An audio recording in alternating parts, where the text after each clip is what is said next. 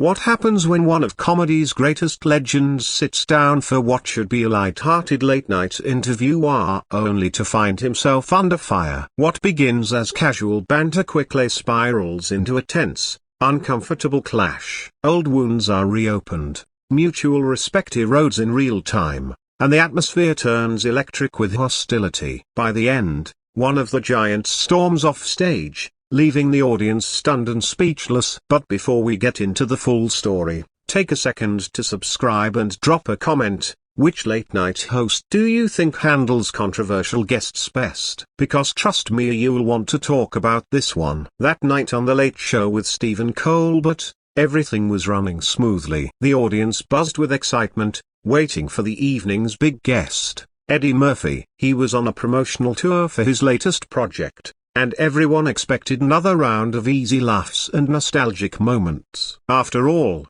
Murphy had been charming audiences all week with tales from his storied career from Saturday Night Live to his blockbuster hits.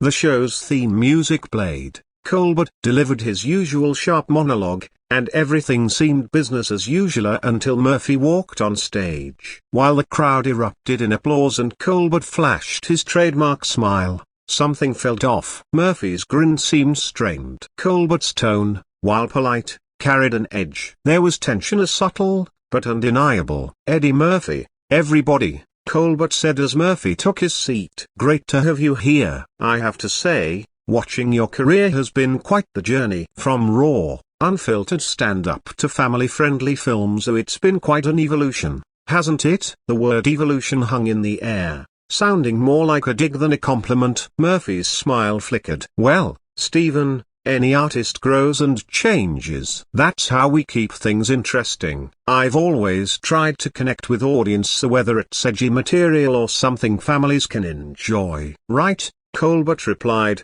clearly unconvinced. "But some would say that growth of the day evolution is really about playing it safe. When's the last time you took a real risk, pushed boundaries like you used to?" The audience quieted. This wasn't the usual playful roast. It felt more like a cross-examination. "I take risks all the time," Murphy answered, his tone cool but firm. "They're just different from the ones I took when I was 25. Maturity shifts your sense of what's worth risking." "Maturity," Colbert echoed, smirking. "Is that what we're calling it?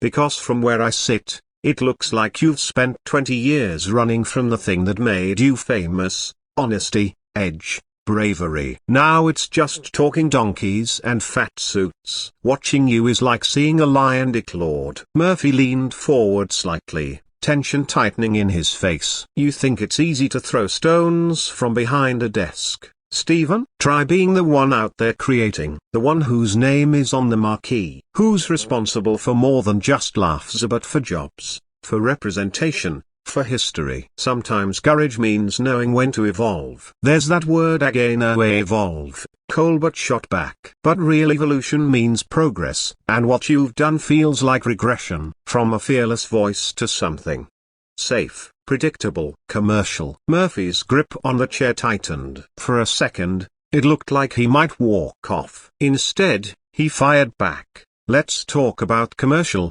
Stephen. Your show's built on a 60-year-old format. Same desk, same jokes, same smug tone. Where's your evolution?" "At least Johnny Carson had charm." The audience gasped. Colbert's smile vanished. "That's rich," he snapped. "Coming from someone who's made the same movie 15 times in different costumes." "My movies make people laugh," Murphy countered. "Your show just makes people feel superior." "There's a difference between comedy and condescension, even if you don't know it."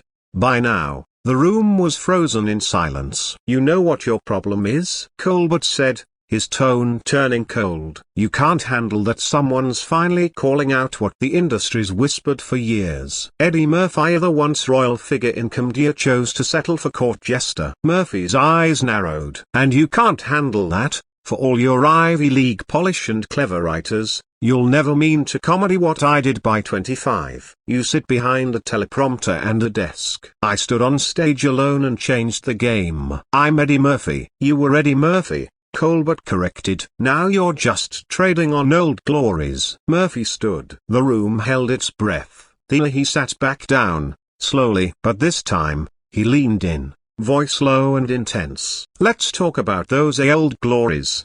I was a 20-year-old kid from Roosevelt, Long Island, who walked into SNL and changed it forever." Characters still quoted 40 years later. Raw and Delirious didn't just push boundaries, so they redrew them. "And you want to sit there and question courage?" "Different times," Colbert mumbled, but the confidence in his voice had faded. "No, not different times. Scared times," Murphy snapped. "And shows like yours are part of the problem. Safe, preachy, targeting only what's approved." "You think that's comedy?" he continued, unrelenting. "I did family films to prove that a black comedian from New York could carry $100 million movie. That I could make everyone laugh, inner city kids and white kids in the suburbs. That I could be more than the angry black guy white audiences laughed at because he was contained on a stage." "So you're saying your career choices were about race?" Colbert asked, clearly rattled. "I'm saying they were about reality, something you've never had to deal with." "You think putting on fat suits and talking donkeys is a range?" "It's disappearing into characters so completely people forget they're watching Eddie Murphy. That's more range than most comedians dream of." "But at what cost?" Colbert challenged. "You lost your authenticity." Murphy's laughter was dry. "Authentic? What's authentic about you, Stephen?" "You're playing a character right now." The concerned interviewer. "But this is about relevance. You're trying to knock down a legend to make yourself feel bigger." Colbert tried to regain control. "You can't handle that comedy moved on. People want something smarter now, more socially conscious." "You mean sanitized?" Murphy fired back. "More approved by committees of people who've never made anyone laugh. Your comedy is for people who are scared to laugh too hard." "At least I don't rely on outdated stereotypes," Colbert said. Murphy stood again, this time for good. He walked toward the desk, voice dangerously quiet. "Stereotypes? You mean like the condescending white liberal who thinks he knows best, who assumes his education makes him qualified to lecture people who came from nothing?" "I've never claimed to understand her." "You act like it." Murphy moved behind his chair, gripping the back. "I evolved from a kid with nothing to someone who created opportunities for hundreds. I proved comedy has no color, no limit to except the ones you impose." Colbert, now red-faced, pushed back. "This is about accountability. Your comedy hurt people. It pushed stereotypes that set progress back." "Don't you dare," Murphy growled. "Don't pretend to speak for my community. Poverty hurt us. Lack of opportunity hurt us. Comedy helped. It gave us power." "That's a convenient excuse." "No, it's the truth. My comedy opened doors, gave people jobs, changed the industry. And now you want to erase that because it makes you uncomfortable? And what about the pain your jokes caused?" Murphy slammed his hand on the desk. The audience jumped. "You don't get to tell me what hurt my people. You don't get to judge a lived experience from behind a desk. You don't know what it cost to do what I did." "I'm not judging," Colbert said, defensive. "But impact matters more than intent." Murphy's voice turned icy. "That's exactly what's killing comedy. Judging it by the most sensitive listener instead of what it's trying to say. That's why nobody laughs anymore. They're scared." "Maybe it's better than comedy that punches down." "I was punching up. I was a poor kid talking about my own life. The only person punching down here is you,